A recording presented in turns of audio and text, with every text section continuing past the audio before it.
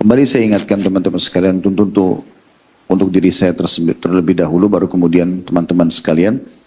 Kalau target seorang muslim dalam hidupnya adalah mengejar kebaikan terus, setelah itu kebaikan dan kebaikan di atas kebaikan. Selalu mencari dari kebaikan apa kepada kebaikan apa lagi atau lebih baik daripada kebaikan sebelumnya. Tidak ada dalam kamus seorang muslim waktunya sia-sia, tidak bermanfaat, atau sibuk dengan pelanggaran-pelanggaran yang telah Allah subhanahu wa ta'ala larang. Kalau itu masa lalu Anda, ubah sekarang. Harus sekarang punya program semuanya berisikan hal-hal yang optimis dengan rahmat Allah subhanahu wa ta'ala. Teman-teman, kita tinggal patuh saja kepada Allah. Dan Allah janjikan dalam surah At-Talaq, A'udzu billahi minasyaitonir rajim, wa may yattaqillaha yaj'al lahu makhraja. Siapa yang bertakwa kepada Allah, Allah akan berikan kepadanya jalan keluar. Wa yarzuqhu min haitsu la yahtasib, dan dia akan berikan rezeki dari tempat tidak disangka-sangka. Praktekin coba. Sehari, sepekan, sebulan, sudah ada efek langsung bisa dirasakan. Pada saat kita coba komitmen, hari ini saya akan sholat 5 waktu di masjid, tidak ketinggalan takbiratul ihram pertama imam. Coba komitmen, diniatkan, bahkan dari sholat tahajudnya. Dengan izin Allah, kita akan terbangun. Kalau tidak berarti masih ada kemaksiatan yang tersisa. Sebelum tidur beristighfar, bertobat kepada Allah, berazam, kemudian mulai jalan. Coba sehari saja. Azan, kita sudah di masjid. Takbiratul ihram imam, kita langsung takbir. 5 waktu sholat. Usahakan pada hari itu kerjakan duha walaupun cuma 2 rakaat, sholat malam walaupun cuma witir. Coba dikerjakan. Lihat perubahan yang terjadi. Keesokan paginya kalau kita komitmen menjalankan lagi, apapun yang kita butuhkan seperti termudahkan depan mata. Sangat mudah. Allah subhanahu wa ta'ala mudahkan. Kalau kita tinggal menikmati dan berusaha untuk menjadi orang yang terbaik saja. Berusaha. Dan tidak usah jauh-jauh. Mulai dari hal-hal yang diwajibkan oleh Allah subhanahu wa ta'ala. Kemudian kita tambahkan dengan yang disunnahkan. Bahkan dalam Islam sudah kita titik beratkan pada pertemuan sebelumnya. Kalau kita bisa mendapatkan kebaikan bahkan dengan niat kita. Niat saja. Niat ingin sholat malam. Niat ingin bersedekah kalau ketemu sama fakir miskin. Niat nanti pada saat pulang kantor mau hadir ke majelis ilmu, niat kalau ada rezeki mau haji, dan seterusnya. Niat kapan jihad dikumandangkan kita akan pergi, semua itu sudah cukup mendatangkan pahala.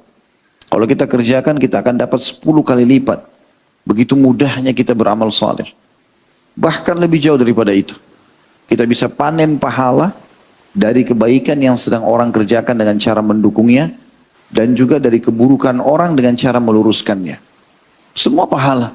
Pelanggaran orang pun di depan mata kita, kita bisa dapat pahala.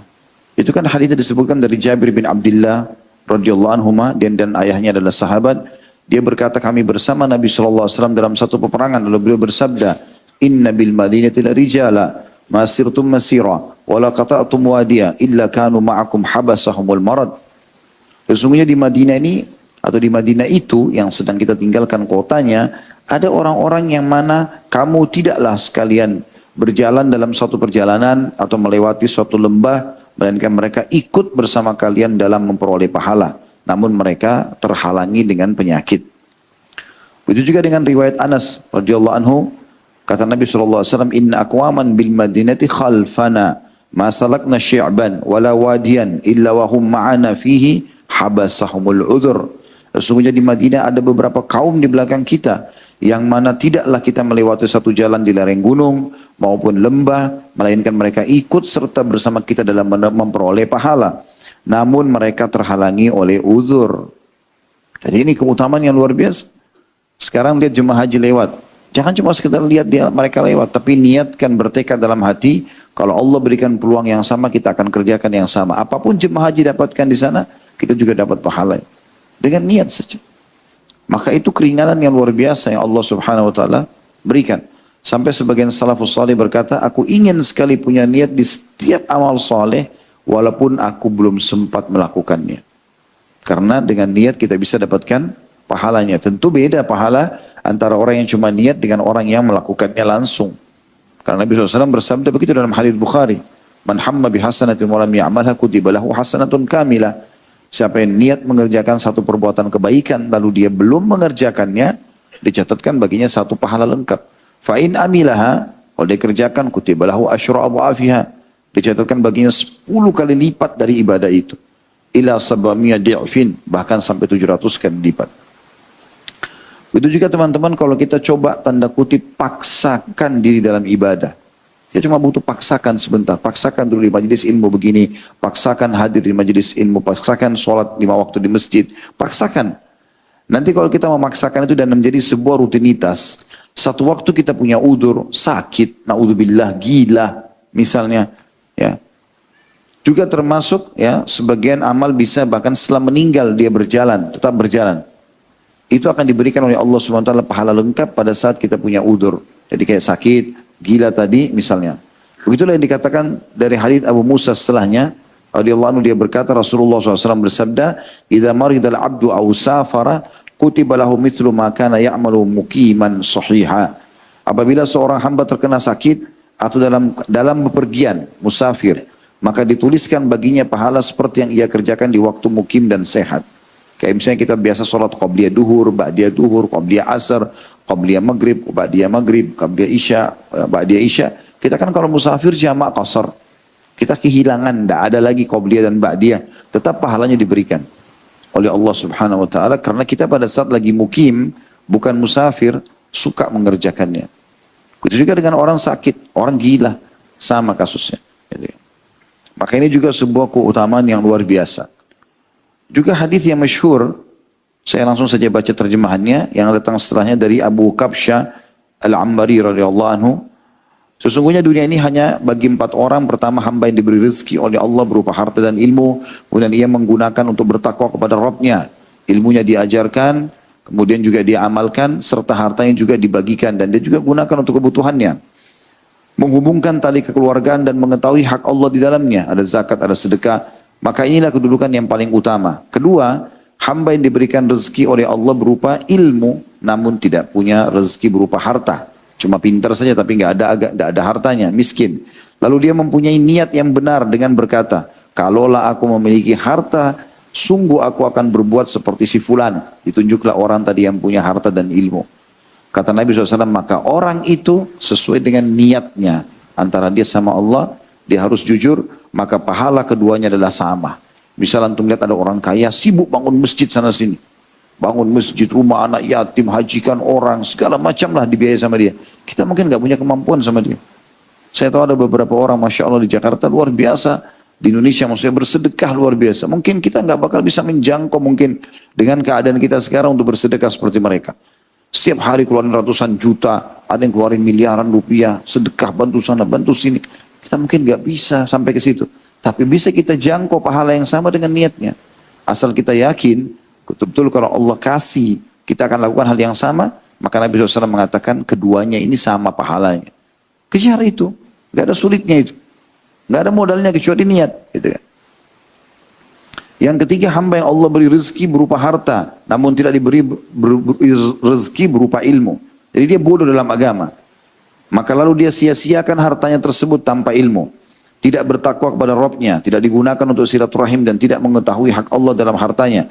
Maka hamba seperti ini berada dalam kedudukan paling jelek. Ya. Dia kaya raya tapi tidak tahu harus kemanakan uangnya. Sumbernya halalkah, bagi dikeluarkan ke tempat halalkah atau tidak, bagi dia tidak penting.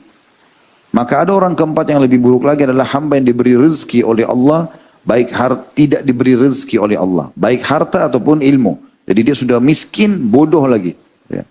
Ada orang seperti itu, naudzubillah. Lalu ia berkata, kalau aku diberi harta, sungguh aku akan berbuat seperti si fulan. Dia tunjuk orang yang kaya tadi, tapi tidak punya ilmu. Mau bangun diskotik, mau bangun karaoke, mau buat maksiat. Maka kata Nabi SAW, orang itu, yang tadi yang keempat ini sesuai dengan niatnya, maka sama dosanya dengan orang yang sebelumnya. Begitu juga dalam hadis Abu Darda radhiyallahu anhu. Tentu kita berusaha teman-teman jadikan, saya sudah bilang, jadikan dalam doa kita, Allah marzuqni ilman wa mala, waj'alni mimman yuhliku ma'al halakati fil haqq. Kurang lebih terjemahnya begini, ya Allah karuniakanlah aku ilmu dan harta, dan jadikan aku menghabiskan keduanya di jalanmu. Karena ini disebutkan dalam hadis tadi, golongan terbaik. Udah kaya, pintar agama. Maka dia sibuk mengajarkan ilmunya, dia sibuk juga menginfakkan hartanya. Ini golongan terbaik. Kita selalu minta itu. Gitu kan. Kemudian juga orang yang tadi sudah niat mau mengerjakan amal soleh tapi belum sempat mengerjakannya, Hadis Abu Darda meributkan radhiyallahu anhu bahwasanya Nabi SAW bersabda, "Man ata firasyahu wa huwa yanwi an yaquma fayusalli min al-lail fagalabathu ainuhu hatta yusbih kutiba lahu ma nawa wa kana naumu sadaqatan alaihi min rabbih." Barang siapa yang mendatangi tempat tidurnya, tidur malam hari, lalu dia niat akan bangun untuk sholat malam.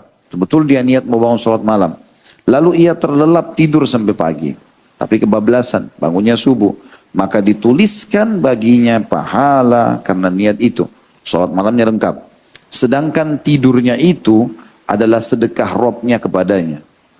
Ya, sedekah robnya kepadanya. Jadi dia artinya dapat pahala sedekah di sini. Ya, atau Allah SWT bersedekah kepadanya. Seperti mirip dengan orang puasa, dia makan tapi dia lupa.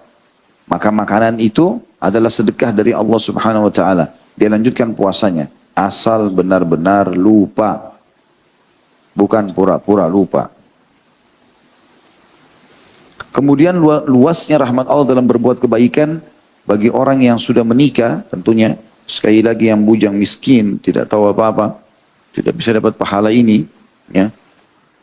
Maka Sa'ad bin Abi Waqqas meriwayatkan bahwasanya Nabi SAW bersabda, "Innaka lan tunfika nafaqatan tabtagi biha wajha Allah illa ujirta biha hatta ma taj'alu fi imra'atik." Sesungguhnya tidaklah sekali-kali kamu memberi nafkah yang dengannya kamu mengharapkan wajah Allah.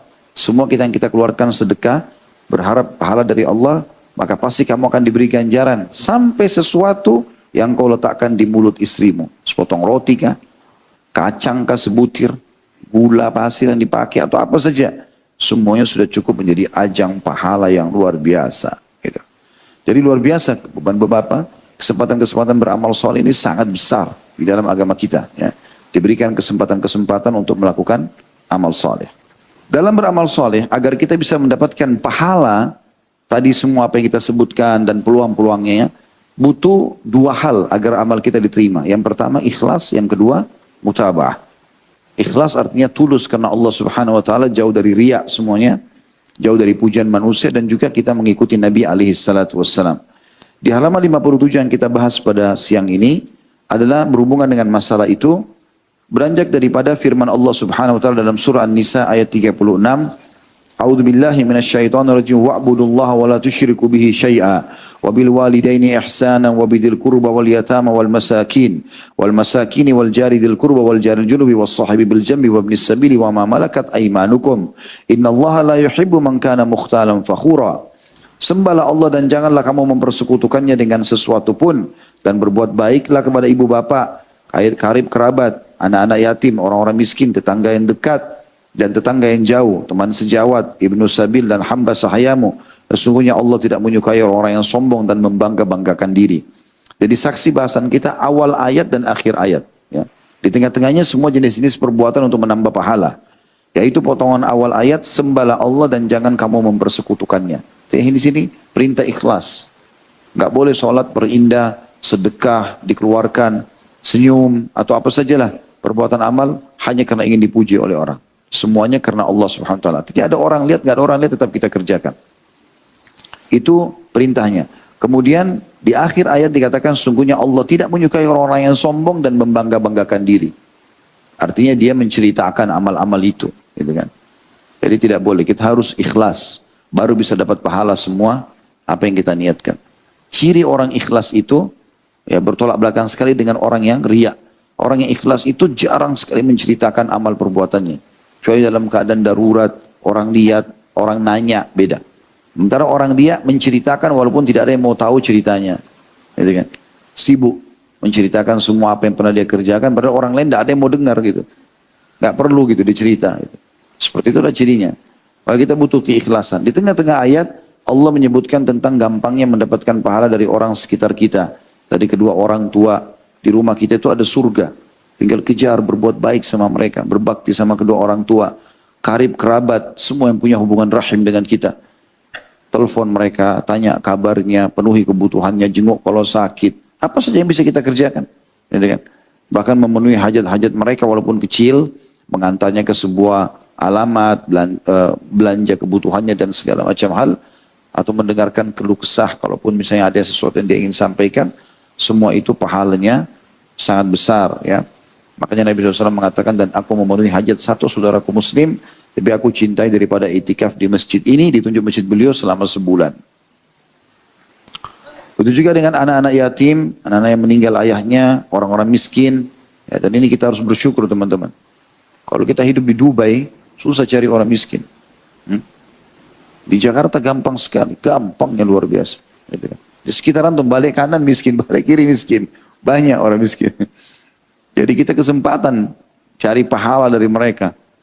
Tapi saya kan juga susah Ustaz. Baik, antum punya pendapatan? Punya. Minimal beli roti.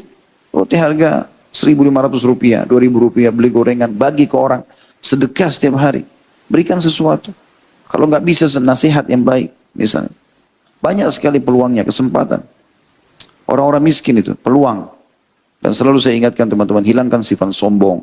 Memberi orang pun harus tidak boleh menyakiti hati orang yang diberikan. Kalau kaca mobil buka, semuanya kaca mobilnya kasih. Senyum dengan orang. Ini jarinya keluar saja. Sudah gitu Rp500 lagi. Bakhil. Tetangga dekat, tetangga jauh, orang kafir, orang muslim, orang dekat datang, berikan biskuit kah, berikan kah sirup kah, berikan sesuatu tetangga, kasih kepada mereka. Walaupun mereka nggak balas kita, nggak masalah. Tidak harus tunggu balasan. Dalam surah Al-Insan disebutkan salah satu ciri ahli surga adalah mereka kalau memberi, mereka berkata innama, ayat 9-nya, innama, surah Insan ya, surah nomor 76. Innama nutu'imukum liwajhillahi la nuridu minkum jaza'an wala syukura. Sesungguhnya kami memberi makanan kepadamu hanyalah untuk mengharapkan keridhaan Allah dan kami tidak mengharapkan menghendaki balasan dari kamu dan tidak pula ucapan terima kasih. Ya. Jadi biar tetangga kirim makanan, kita kirim makanan ke tetangga kembalikan piring kosong nggak apa-apa. Jangan berkeluh kesah, nggak tahu terima kasih. Dari kasih makanan piring kosong yang kembali. Besok nggak usah kirim. Malaikat nggak catat lagi pahalanya. Kita tidak butuh balasan dari manusia. Beri saja, gitu kan. Kemudian juga dikatakan, tentu ini kalau tetangga, ada tetangga dekat, tetangga jauh, dan pernah Aisyah radhiyallahu anha bertanya kepada Nabi SAW, ya Rasulullah, kalau saya punya sesuatu yang saya mau berikan, tetangga mana yang saya dahulukan? Kata Nabi SAW, yang paling dekat, pintu rumahnya dari pintu rumahmu. Itu yang paling besar haknya.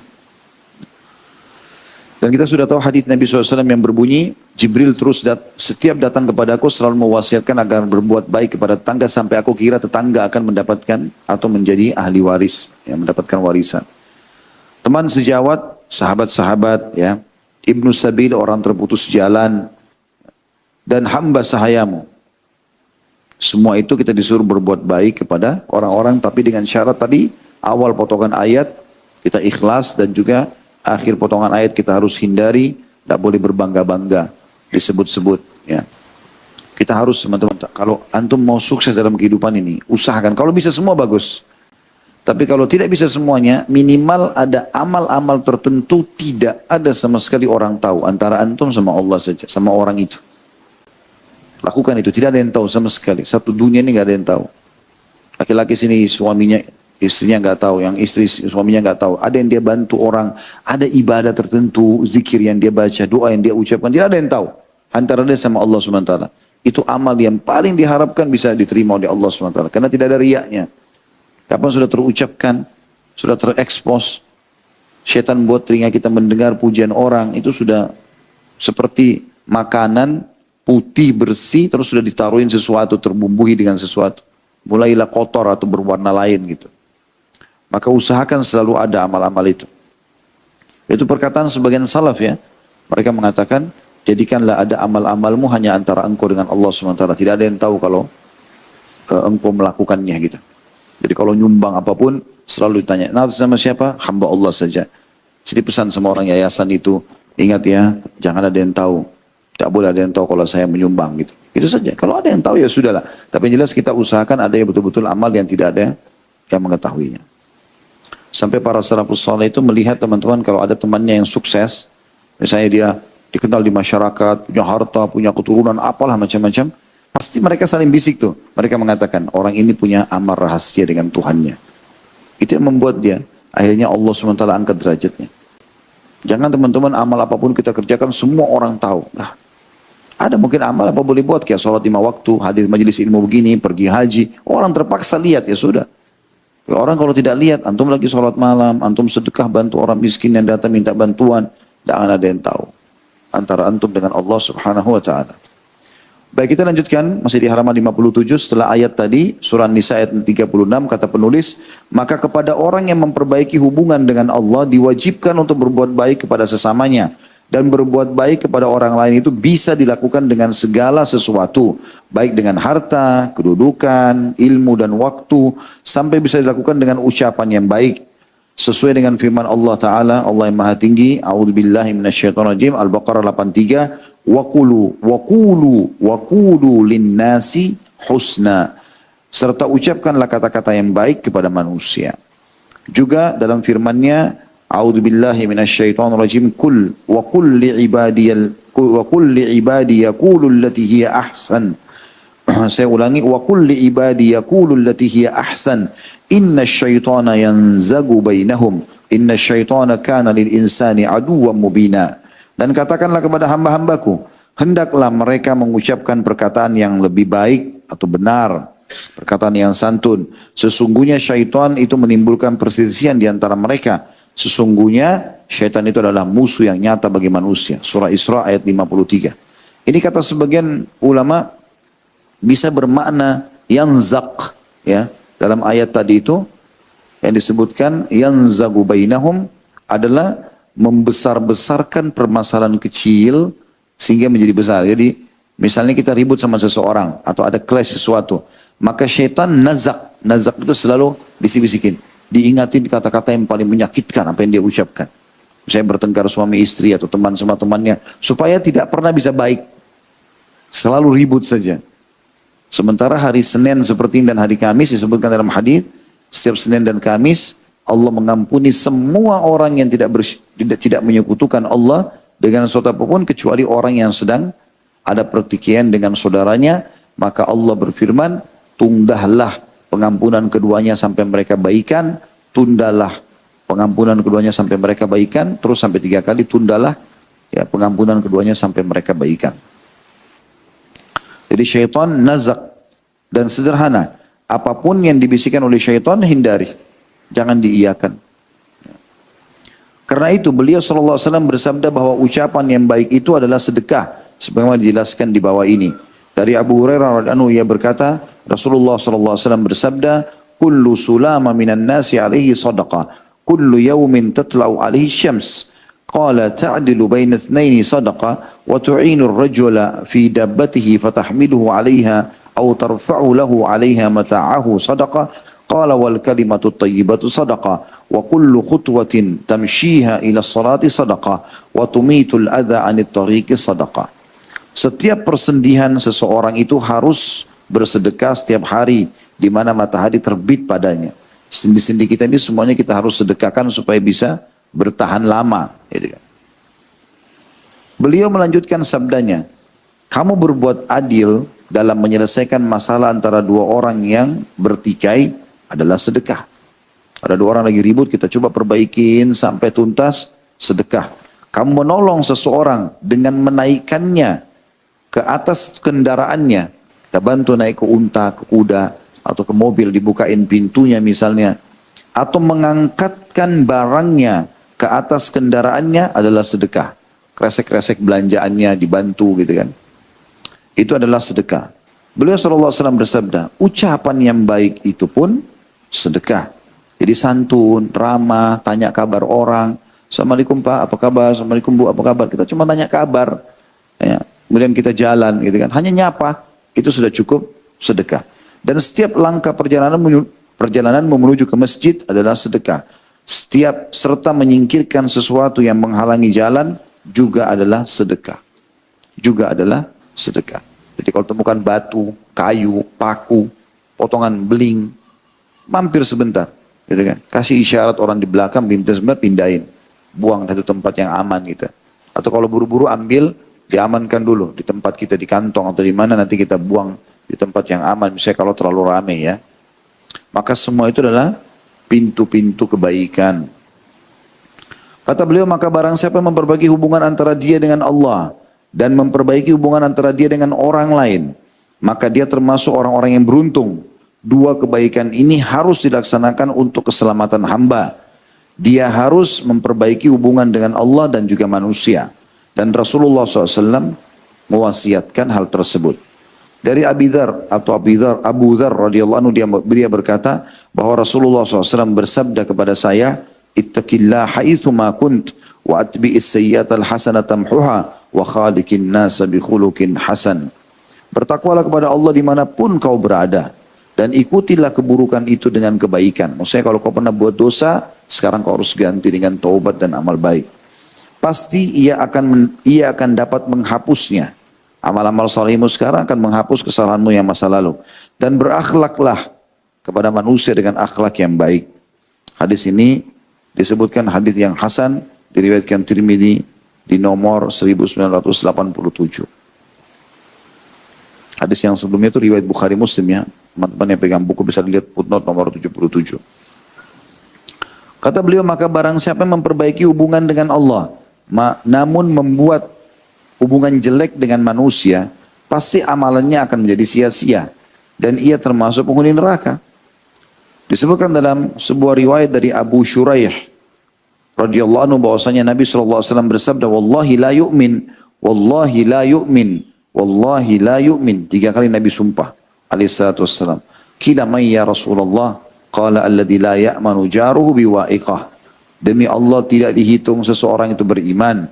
Demi Allah ia tidak beriman. Demi Allah ia tidak beriman. Lalu ditanyakan, siapa itu wahai utusan Allah? Kata Nabi SAW, yaitu orang yang tetangganya merasa tidak aman karena keburukan-keburukannya. Hadis Bukhari nomor 6016. Jadi kalau orang bisa menjaga diri dari keburukan saja, supaya jangan ganggu orang, itu sudah pahala. Ya, itu sudah pahala. Kita menyelamatkan orang-orang dari keburukan diri kita. Juga disebutkan di dalam hadits Abu Umamah radhiyallahu anhu, dia berkata bahwa Rasulullah SAW bersabda, "Thalathatun la yakbalullahu azza wa jalla minhum sarfan wala adla, aqun wa mannan wa mukadzibu biqadar." Ada 3 orang yang perbuatannya yang fardu dan yang sunnah tidak akan diterima oleh Allah. Yaitu orang yang durhaka kepada orang tua, orang yang mengungkit-ungkit pemberiannya, dan orang yang mendustakan takdir atau ketentuan Allah. Hadis hasan diriwayatkan oleh Ibnu Abi Asim, juga At-Tabarani tentunya. Jadi hadis ini memberikan gambaran kepada kita sudah masyhur tentang masalah harus bakti pada orang tua, baik mereka hidup ataupun mereka meninggal, dan selalu berdoa agar Allah berikan kesempatan kita berbakti. Dan setiap kali kita mau anak-anak kita bakti, kita harus bakti kepada orang tua. Selama permintaan mereka bukan hal yang haram, penuhi saja. Penuhi saja. Gitu kan. Ada seorang wanita di Madinah, karena kemarin ada seorang ikhwah tanya kepada saya masalah itu. Orang tuanya suruh dia menikah sama seseorang wanita, tapi karena wanita ini dianggap masih jauh dari agama, cuma ayahnya ngotot. Apakah dia harus memenuhi keinginan ayahnya atau dia menikah dengan wanita pilihannya yang bagi dia dianggap itu adalah wanita salihah, gitu kan? Yang baru hijrah. Seperti apa keadaannya? Maka saya menjawab tidak bisa. Tetap dia harus dahulukan orang tuanya. Kalau dia mau menikah sama wanita pilihannya, dia harus bisa mencari ridho orang tuanya. Karena kata Nabi SAW, ridho Allah, ridho walid, wa sukhtullah fi sukhtul walid. Ridhonya Allah ada pada keridhaan orang tua, dan kemurkaan Allah ada pada kemurkaan kedua orang tua. Jadi harusnya dia dahulukan. Di Madinah ada kejadian, seorang wanita salihah terkenal dengan kecantikan dan kepintarannya. Akhirnya dia mau dinikahkan oleh ayahnya dengan seorang laki-laki yang luar biasa jauh dari agama. Karena ayahnya pun memang masih jauh dari agama wanita ini. Ya, masih segala macam pelanggaran dilakukan gitu. Bahkan sholatnya pun sering terbengkalai. Tapi karena si wanita ini niat ingin berbakti kepada orang tuanya, dia terima lamaran laki-laki itu lalu menikah. Subhanallah, 3 bulan kemudian suaminya berubah menjadi seorang laki-laki yang sangat soleh. Akibat nasihat yang baik dari wanita ini. Jadi dia nasihat ayahnya jadi sholat, ayahnya jadi berubah, ditinggalkanlah rokok, ditinggalkanlah segala macam hal. Berubah keberkahan bakti kepada orang tua.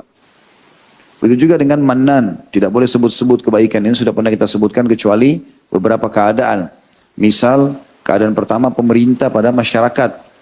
Misal pemerintah sudah membangun jembatan, bangunan, fasilitas umum, lalu pemerintah mengatakan ini tolong dijaga, saya sudah bangun, gitu kan. Bahasa ini tidak masuk dalam mannan.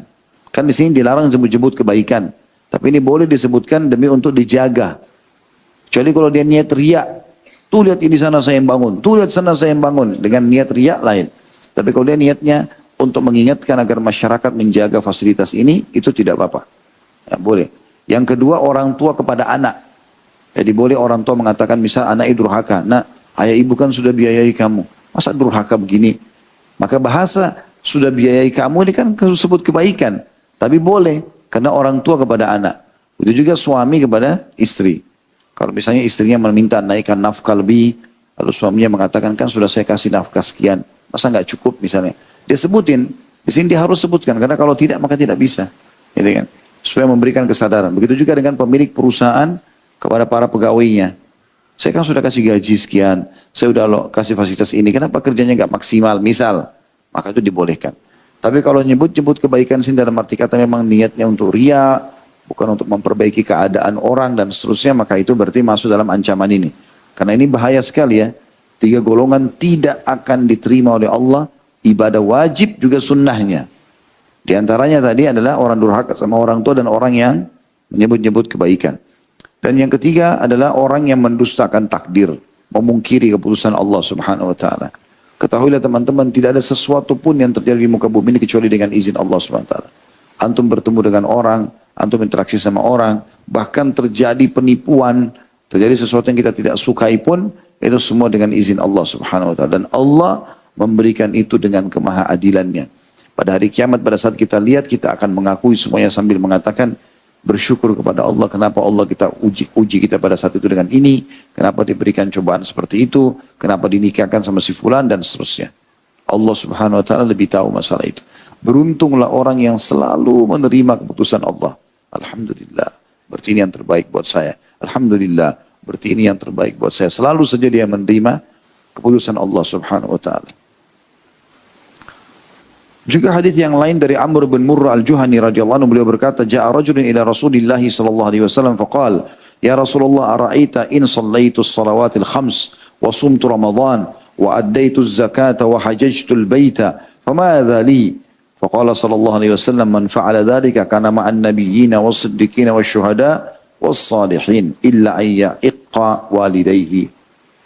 Seorang laki-laki datang kepada Rasulullah SAW seraya berkata, "Wahai Rasulullah, bagaimana pendapatmu jika aku menegakkan sholat 5 waktu?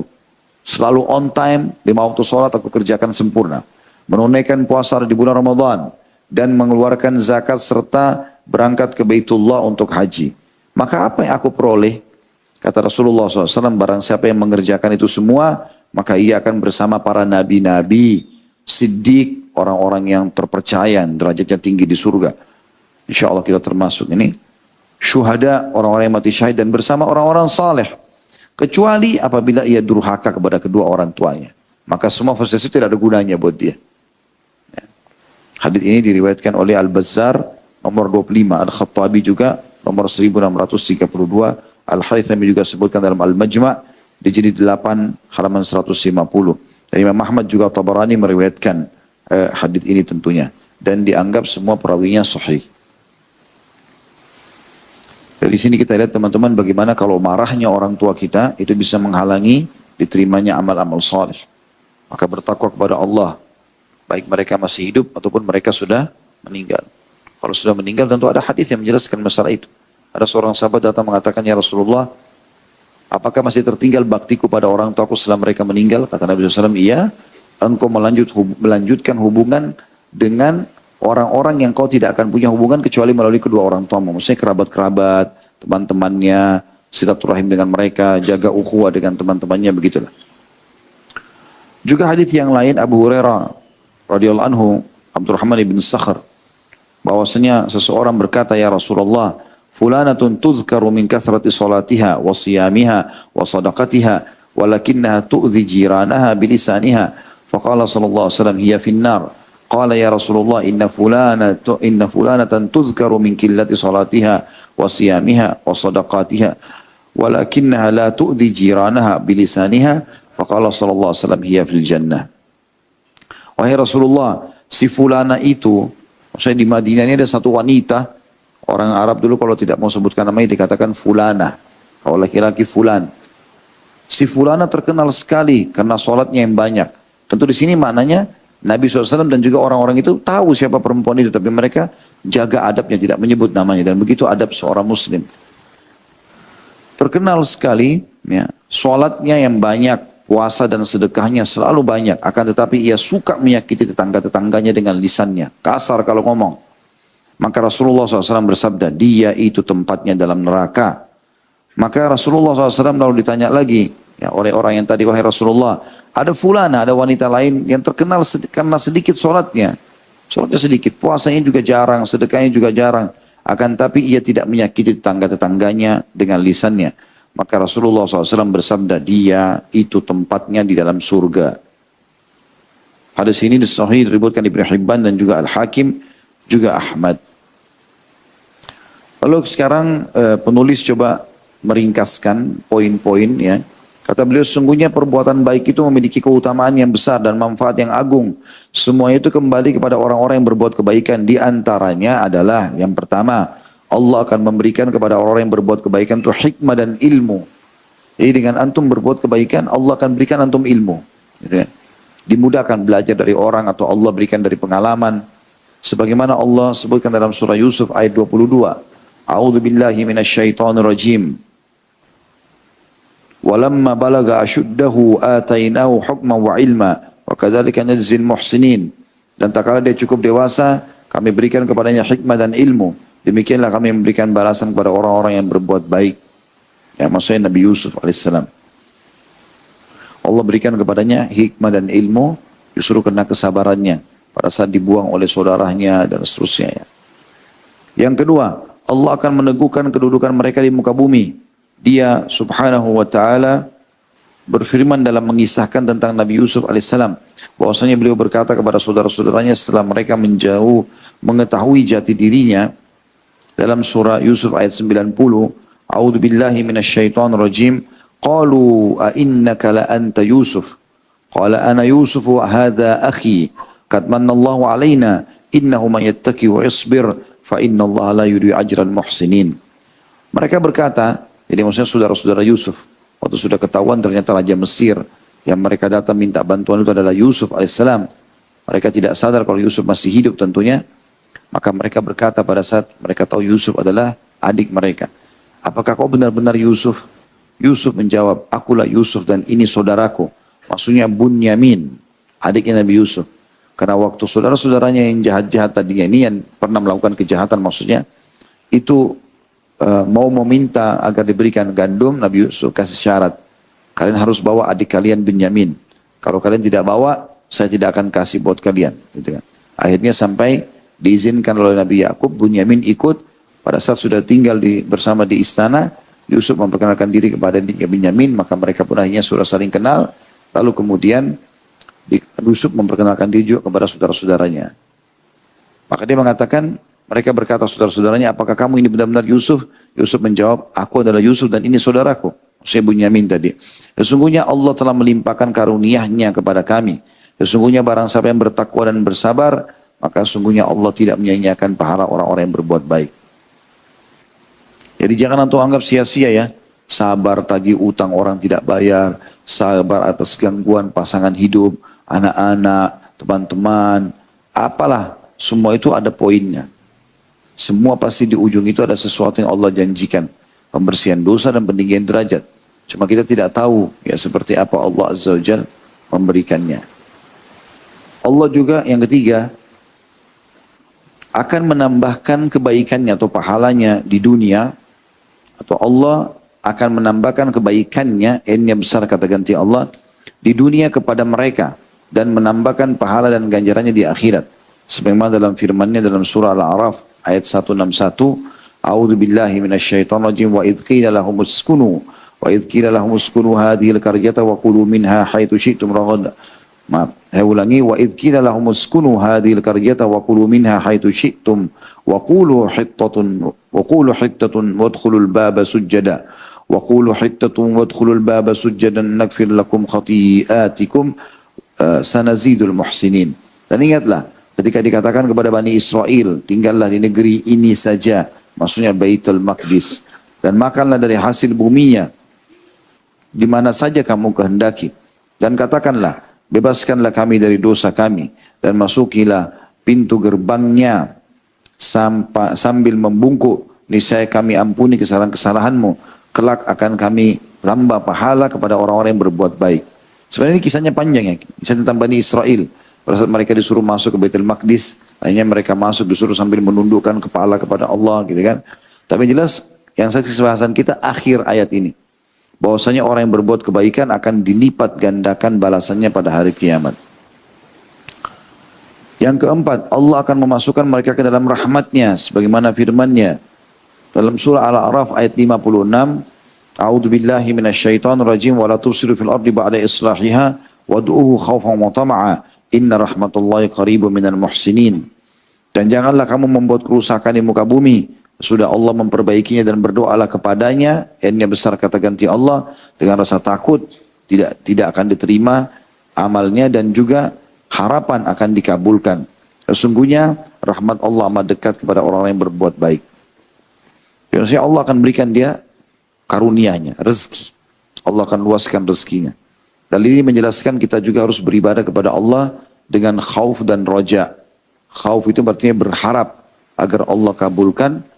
Khauf itu khawatir Allah tidak terima, ya, sehingga terus saja kita merasa kurang dan selalu mau beramal, gitu kan? Karena kapan seseorang itu, kata para ulama salaf, puas dengan amal yang pernah dia kerjakan, maka dia akan menutup banyak sekali pintu kebaikan dari dirinya, dan akan membuka pintu syaitan yang terus membuat dia bangga dengan amalnya. Tapi kalau kita rasa takut, kayaknya kurang nih, terus dia perbaiki, dia berusaha berikan yang terbaik kepada Allah, rasa takut jangan sampai Allah tidak terima sehingga dia kosong dari amal solehnya hari kiamat. Dan juga roja, berharap agar Allah berikan pahala maksimal, itulah puncak ibadah seseorang. Itu tambahan saya diambil daripada ayat ini. Begitu juga dalam surah Yunus ayat 26, masih dalil yang sama di poin keempat, Allah akan masukkan mereka ke dalam rahmatnya. Rahmat artinya karunia atau rezeki yang paling tinggi, puncak rezeki. A'udzu billahi minasyaitonir rajim. Lilladzina ahsanul husna wa ziyadah wa la yarhaqu wujuhahum qatarun wa la dhillah. Ulaika ashabul jannah hum fiha khalidun. Bagi orang yang berbuat baik ada pahala yang terbaik, maksudnya surga, dan juga tambahannya. Ya, ini tambahan ada dijelaskan dalam sebuah riwayat, nanti akan ada ya, orang-orang atau para bidadari yang berterbangan di surga, kemudian lewat di istana hamba-hamba tertentu, lalu kemudian dia mampir, lalu dia menawarkan diri sambil mengatakan, apakah ada tempat di sisimu untukku? Maka orang ini bertanya, siapa kamu ini? Dia mengatakan, kami adalah tambahan. Jadi tambahan fasilitas yang Allah berikan gitu. Bagi orang yang berbuat baik, ada pahala yang terbaik, surga, dan ada tambahannya. Tambahan dari pelayan-pelayan para bidadari tadi, kata Nabi SAW, kalau dia tidak punya hajat, maka bidadari itu akan pergi mencari istana lain. Tapi saya yakin antum tidak akan lepaskan bidadari itu.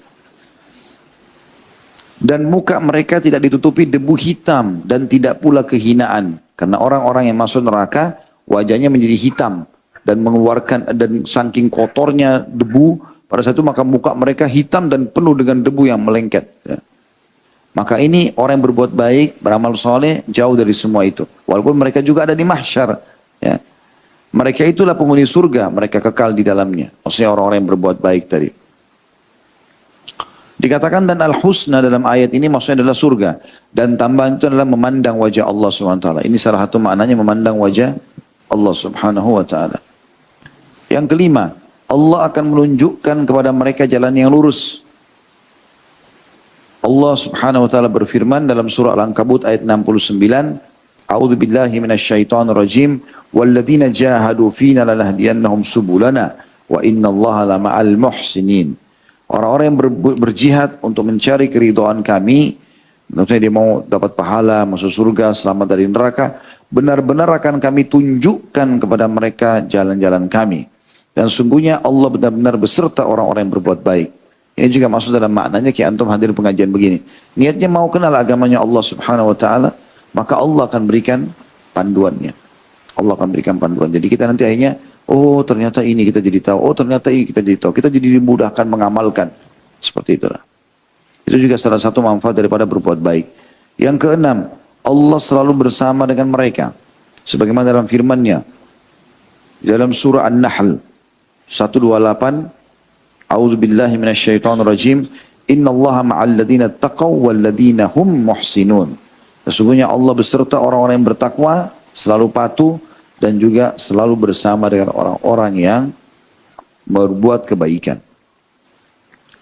Dan inilah yang disebut dengan penyertaan yang khusus. Sesungguhnya penyertaan Allah atau dalam kurung ma'iyah, kebersamaan adalah ada dua macam, umum dan khusus. Adapun yang umum adalah seperti yang disebutkan dalam firman-Nya dalam surah Al-Hadid ayat 4. A'udzu billahi minasyaitonir rajim. Wa huwa ma'akum aina ma kuntum. Dan dia bersama kamu di mana saja kamu berada. Jadi kebersamaan Allah dengan kita ada dua macam. Disilakan dengan ma'iyatullah. Ada kebersamaan secara umum, orang kafir, orang beriman, semua Allah bersama mereka untuk mengawasi perbuatan-perbuatannya. Sebagaimana tadi dalam surah Hadid ayat 4. Dan Allah bersama kalian dimanapun kalian berada. Sementara ada ma'iyah khassa atau kebersamaan Allah secara khusus bersama kita. Itu disebutkan dalam tadi Al-Nahl ayat 128. Yaitu Allah bersama dengan orang-orang beriman, orang bertakwa dan orang-orang yang berbuat kebaikan. Ini secara khusus. Maksudnya Allah akan selalu perhatikan kepada mereka atau perhatian pada mereka, memenuhi kebutuhan mereka, mengampuni dosa-dosanya, memandu kepada jalan yang benar gitu. Dikatakan sini maksudnya bersamamu dengan ilmu, pendengaran dan penglihatannya.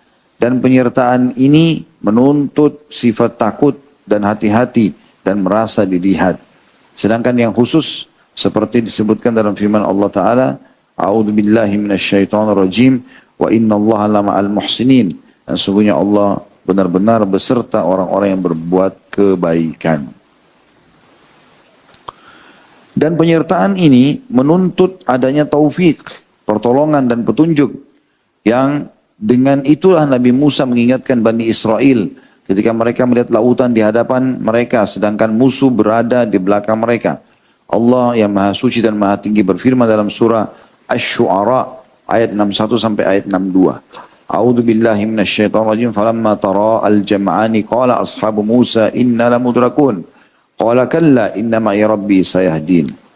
Ketika kedua golongan itu saling melihat, Fir'aun di belakang dan Bani Israel di depan, di belakang atau di depannya Bani Israel adalah Laut Merah, maka berkatalah pengikut-pengikut Musa, sesungguhnya kita benar-benar akan tersusul. Ya, kata sebagian ulama tafsir, anak panahnya Fir'aun cukup untuk menjangkau Bani Israel.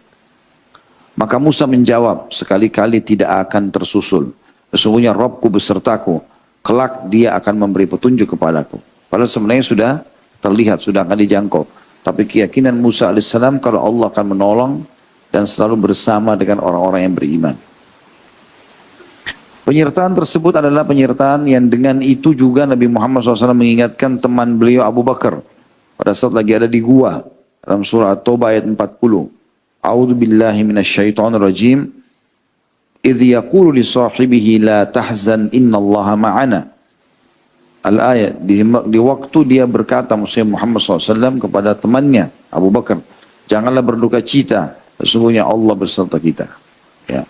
Di sini teman-teman kata ulama satu-satunya sahabat yang disebutkan persahabatannya dengan Nabi SAW adalah Abu Bakar. Karena dikatakan idh qala li sahibihi, ada istilah kalimat sahibihi. Yang ketujuh, bahwasanya Allah Ta'ala akan mengangkat derajat orang-orang yang berbuat kebaikan.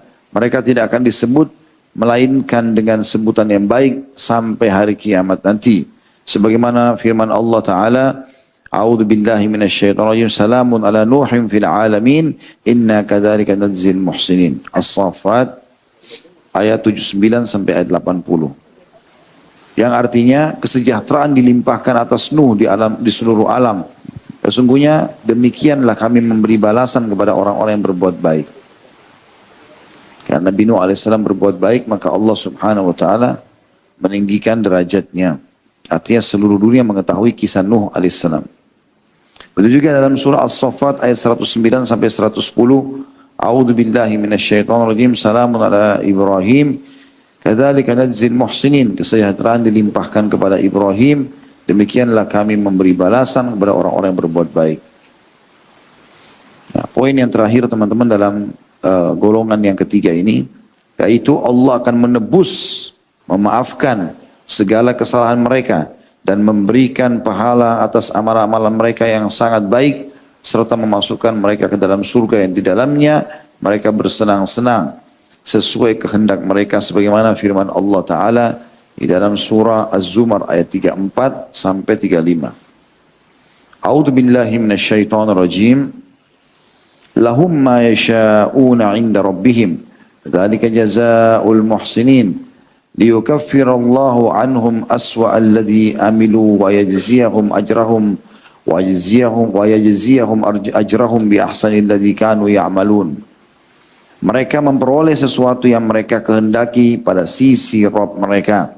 Demikianlah balasan orang-orang yang berbuat baik, agar Allah mengampuni bagi mereka perbuatan yang paling buruk yang mereka kerjakan dan membalas mereka dengan upah yang lebih baik daripada sesuatu yang telah mereka kerjakan. Artinya Allah akan menerima semua amal-amalnya, Allah berikan pahala maksimal dan Allah akan maafkan kesalahannya. Juga Allah berfirman bagi orang yang berbuat baik ini dalam surah Al-Mursalat ayat 43 sampai 44, A'udzu billahi minasyaitonir rajim. Kulu washrabu hani'an bima kuntum ta'malun. Inna kadzalika nadzil muhsinin. Dikatakan kepada mereka nanti ahli surga, dan semoga insyaallah kita termasuk ini, makan dan minumlah kamu dengan enak karena apa yang telah kamu kerjakan di dunia.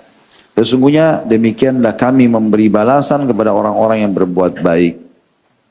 Sebagai penutup kata penulis, maka kalian berbuatlah kebaikan, semoga Allah melimpahkan rahmatnya kepada kalian. Karena sungguhnya Allah mencintai orang-orang yang berbuat kebaikan. Dan janganlah kehidupan dunia ini menipu kalian, kamu sekalian. Dan janganlah tertipu oleh tipuan-tipuan itu. Allah SWT berfirman tentang penyesalan yang akan datang pada hari kiamat nanti. Bagi orang yang malas solat, bengkalekan solat malamnya, duhanya, sedekahnya, baca Quran, majlis ilmu, semua dianggap remeh. Orang tua yang masih hidup tak pernah bakti, kesempatan haji, umrah nggak mau dikerjakan, zikir lewat begitu saja, zikir bagi petangnya, padahal tidak ada kegiatan pendesak. Ya. Maka Allah berfirman dalam surah Az-Zumar ayat 56 sampai 58, A'udzu billahi minasyaitonir rajim. An taqula nafsun ya hasrata ala ma faradtu fi jambillahi wa in kuntu la minas sakhirin aw taqula law anna Allah hadani lakuntu minal muttaqin aw taqula hina taral adzab law anna li karatan fa akuna minal muhsinin.